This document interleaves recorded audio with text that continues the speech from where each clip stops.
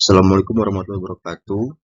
Kenalkan, nama saya Khairul Azmi, NIM 2201 mahasiswa STEMIK Politeknik Nusantara, program studi Teknik Informatika.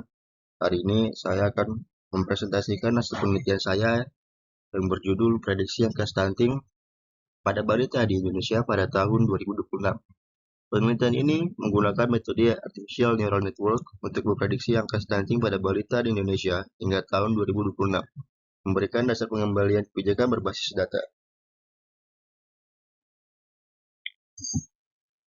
Stunting adalah masalah gizi kronis yang menyebabkan tinggi badan anak di bawah standar usianya. Secara global, lebih dari 149 juta balita mengalami stunting, dengan 6,3 juta di antaranya berada di Indonesia. Meskipun ada penurunan, target nasional 14% pada tahun 2024 masih sulit dicapai. Pemerintah Indonesia telah mengeluarkan berbagai kebijakan melalui peraturan Presiden untuk menekan prevalensi stunting dengan fokus pada peningkatan gizi, warga, dan sanitasi lingkungan. Faktor-faktor penentu stunting. Masalah stunting di Indonesia dipengaruhi oleh berbagai faktor kompleks, termasuk aspek ekonomi, sosial, dan lingkungan. Kondisi ekonomi, yaitu masalah pertama, pengeluaran makanan rumah tangga pada indeks kemiskinan memiliki dampak signifikan terhadap akses gizi. Masalah yang kedua, yaitu tingkat pendidikan. Tingkat pendidikan di ibu berkorelasi kuat dengan pemahaman gizi dan praktik pengasuhan anak yang sehat. Masalah yang ketiga yaitu sanitasi lingkungan. Akses terhadap sanitasi layak dan kondisi lingkungan yang bersih berperan penting dalam mencegah penyakit infeksi yang dapat menyebabkan stunting. Masalah yang keempat yaitu kesehatan masyarakat. Angka kejadian malaria dan keberadaan perokok dalam jumlah rumah tangga juga menjadi faktor risiko yang mempengaruhi kesehatan balita. Perkembangan teknologi kecerdasan buatan (AI) membuat peluang baru dalam bidang kesehatan masyarakat, khususnya dalam mendeteksi dan memprediksi stunting. Seperti Artificial Neural Network atau jaringan saraf tiruan digunakan untuk mendeteksi stunting secara dini dengan akurasi hingga 90%, memungkinkan analisis non-linear terhadap variabel sosial ekonomi yang kompleks. Model matematika SDG. Pendekatan berbasis Sustainable Development Goals mengembangkan indeks prediktif stunting dengan mempertimbangkan variabel seperti akses sanitasi dan tingkat literasi. Metode jaringan saraf tiruan atau Artificial Neural Network adalah model komputasi terinspirasi dari cara kerja otak manusia, yaitu terdiri dari lapisan input, yaitu menerima data masukan dari variabel penentu stunting seperti sanitasi, pendidikan, dan pengeluaran pangan, lalu masuk ke lapisan tersembunyi, yaitu memproses informasi, mengenali pola non-linear antar variabel, dan menyesuaikan bobot untuk mengurangi kesalahan prediksi. Lalu yang ketiga yaitu lapisan output, menghasilkan nilai keluaran berupa tingkat atau persentase prediksi stunting.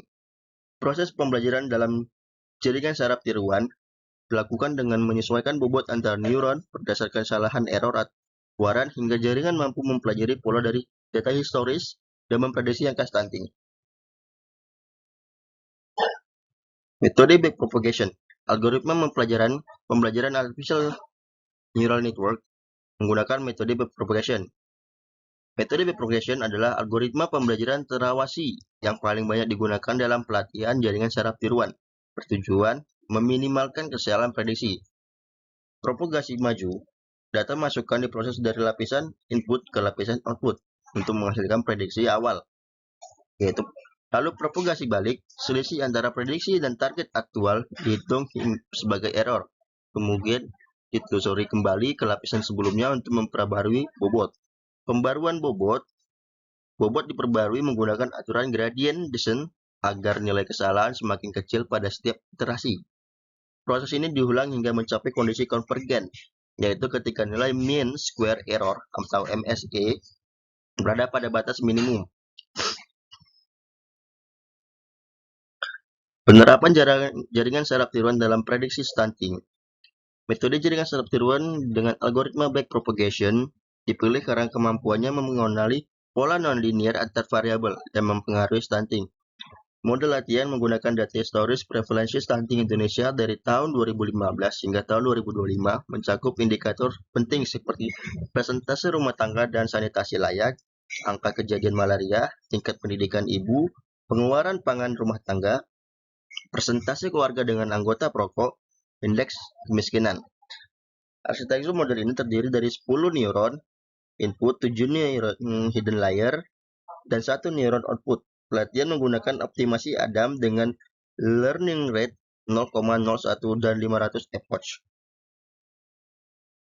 Hasil dan pembahasan dari prediksi angka stunting 2026, model Artificial Neural Network berhasil memprediksi angka stunting balita di tahun 2026 di Indonesia.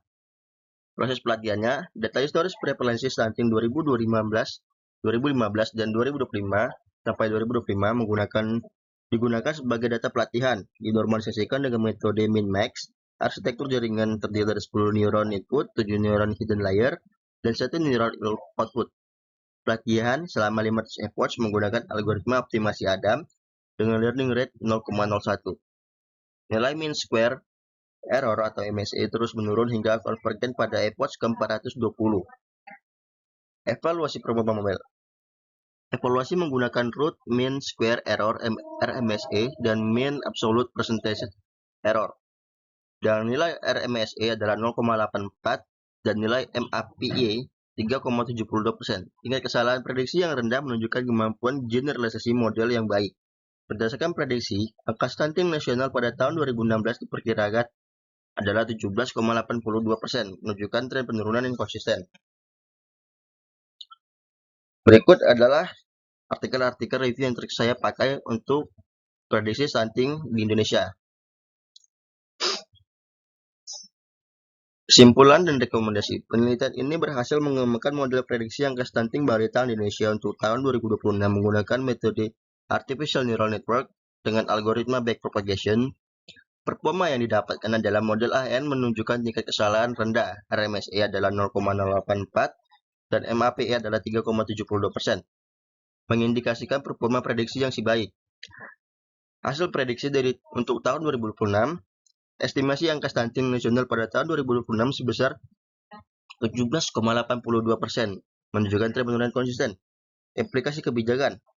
Model ini dapat menjadi alat bantu analisis bagi pemerintah dalam merumuskan strategi penanganan stunting yang lebih efektif. Rekomendasi untuk penelitian selanjutnya adalah menambahkan variabel spasial, citra satelit, atau metode deep learning untuk meningkatkan akurasi prediksi. Sekian dari presentasi saya. Lebih kurangnya mohon maaf. Terima kasih.